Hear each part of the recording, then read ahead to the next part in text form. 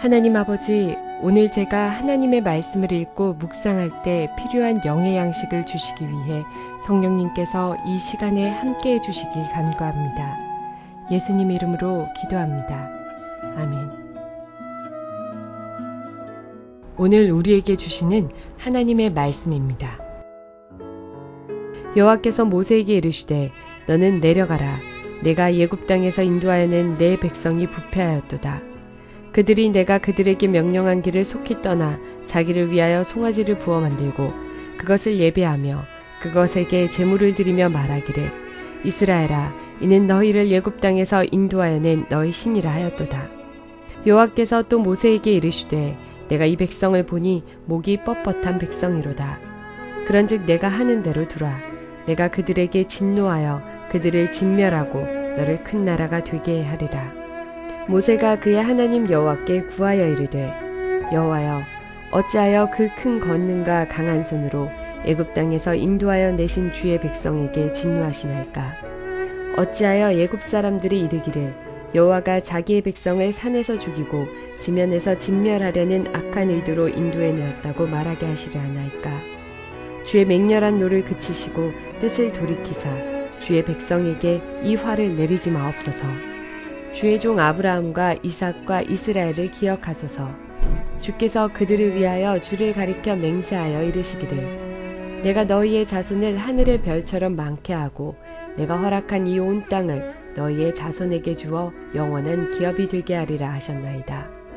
여호와께서 뜻을 돌이키사 말씀하신 화를 그 백성에게 내리지 아니하시니라. 사랑하는 성도 여러분, 평안하셨습니까? 오늘도 주님께서 주시는 말씀을 통하여 은혜로운 하루를 살아가시기 바랍니다. 오늘 우리에게 주실 하나님의 말씀은 출애굽기 32장 7절에서 14절 말씀입니다. 이스라엘 백성들이 산 아래에서 금송아지를 만들어 놓고 범죄하고 있을 때에 하나님께서 모세에게 말씀하십니다. 지금 너희 백성들이 아래에서 범죄하였다. 그들이 부패하였도다. 빨리 내려가 보아라고 말씀하십니다. 그러면서 하나님께서 모세에게 뭐라고 말씀하십니까? 내가 저 패역한 목이 뻣뻣한 백성들을 다 진노를 내려서 저들을 버리고 너를 통해서 새로운 나라를 세우겠다고 말씀하십니다. 우리는 여기서 한 가지 좀 주의해서 볼 것이 있습니다. 지금까지 요 전까지 바로 성막을 살펴보았습니다. 성막이란 것이 무엇이었습니까? 모든 이스라엘 백성들의 죄를 하나님 앞에 속죄 받을 수 있는 그 근거가 되는 것이 바로 성막 제도였습니다. 그런데 갑자기 하나님께서는 이스라엘 백성이 범죄했다고 해가지고 진노하셔가지고 그들을 다 쳐내시겠다고 합니다. 아예 멸절시키겠다고 말씀하십니다. 성막이라는 것이 원래 하나님의 영광이 임재하는, 하나님의 가장 가까이 오는 그것을 말하였습니다. 그런데 지금 하나님께서 이제 35장부터 보면 알겠지만 35장이 다시 성막으로 넘어갑니다. 그때는 이제 성막을 실제로 제조하는, 실제로 짓는 그 공정 과정이 나옵니다. 그런데 모세는 지금 이 성경을 이게 기록할 때에 그 두 성막의 식양을 주시는 것과 성막을 실제로 공정하는, 제조하는 그 사이에다가 이 금송아지 사건이 삽입이 되었습니다. 그것은 하나님께서 의도하신 그 뜻이 있었기 때문입니다. 왜 그렇습니까? 지금 성막과 같이 하나님의 은혜가 내려오는 가운데라도 이스라엘 백성들이 굉장히 항상 부패가지고 죄를 지을 수 있는 존재라는 걸 말하면서 아무리 하나님의 영광이 임한다 할지라도 언제든지 하나님은 너희 가운데서 떠날 수 있다는 것을 또한 말해주는 것입니다. 여기서 굉장히 우리에게 혼란이 생길 수가 있습니다. 우리가 흔히 들어온 거는 우리가 한번 구원받으면 영원히 우린 떨어지지 않는다고 생각하고 있습니다. 그것이 우리 칼빈주의 장로교의 아주 근간을 되는 교리입니다. 그런데 우리가 잘 생각해야 될 게 있습니다. 정말로 거듭난 사람들은 하나님이 그렇게 이끌어 가시지만은 실제로 교회 안에 있다고 해서 모든 사람이 거듭난 것이 아니라는 것입니다. 그렇기 때문에 하나님께서는 교회 안에 있더라도, 이스라엘 공동체 안에 있다 하더라도 범죄한 사람들은 언제든지 하나님의 영광과 임재가 떠난다는 것을 늘 생각해야만 됩니다. 결국은 그런 사람들은 거듭나지 못한 사람을 말하고 있는 것입니다. 그래서 내가 단순하게 교회 안에 들어와 있고 이렇게 신앙생활을 표면적으로 하고 있다고 해가지고 하나님의 영광과 임재 가운데 늘 있으리라고 생각하지 말라는 것입니다.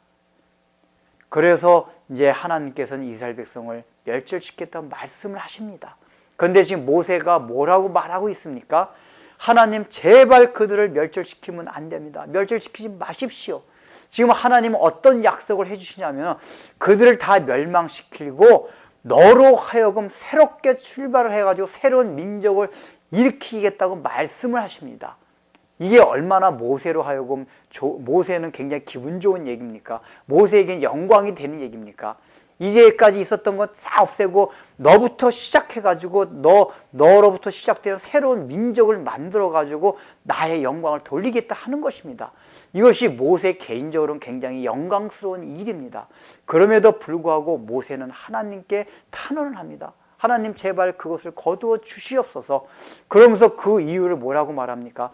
하나님께서 우리의 조상 아브라함과 이삭과 야곱에게 하신 약속이 있지 않습니까? 그 약속대로 이 백성들을 이끌어오고 지금 모든 애국과 모든 열방들은 그 소식을 들었지 않습니까? 그런데 하나님이 그렇게 약속을 해서 하셔놓고 지금 이스라엘 백성들을 멸망시킨다면 저 열방들이, 이방 세계들이 얼마나 하나님을 비방했습니까? 하나님의 영광이 땅에 떨어집니다. 그러면서 모세는 내가 그리스도에게 끊어질지라도, 하나님이 생명책에서 도말될지라도 이스라엘 백성을 멸절시키지 말아달라고 하나님께 간구합니다. 여러분들 이런 간구가 보통 나오는 것이 아닙니다. 일단은 자기가 하나님께서 다른 사람 다 멸절할지라도 너 하나만은 아주 영광스럽게 만들어 주겠다 이것입니다. 그런데 그것을 거절합니다.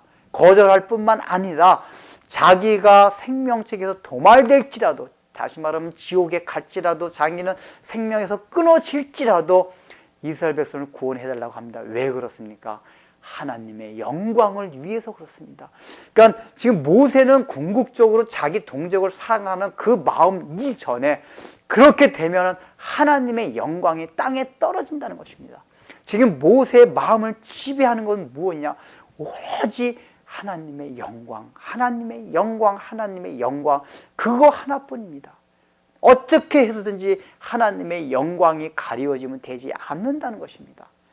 과연 우리가 신앙생활을 하면서 이런 마음이 있습니까? 오직 하나님의 영광, 하나님의 영광, 그것만을 추구하면서 우리가 살아갑니까?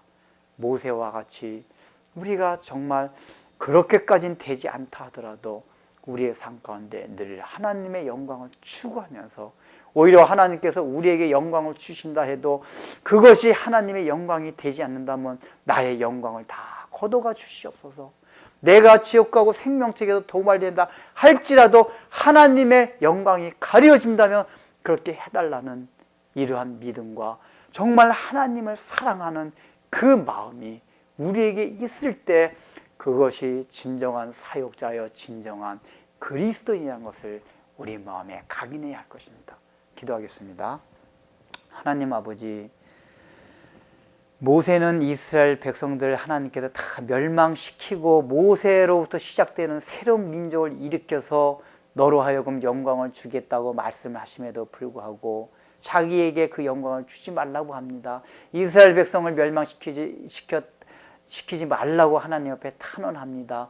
그렇게 되면 하나님의 영광이 땅에 떨어지기 때문이라고 하나님께 말씀을 드립니다.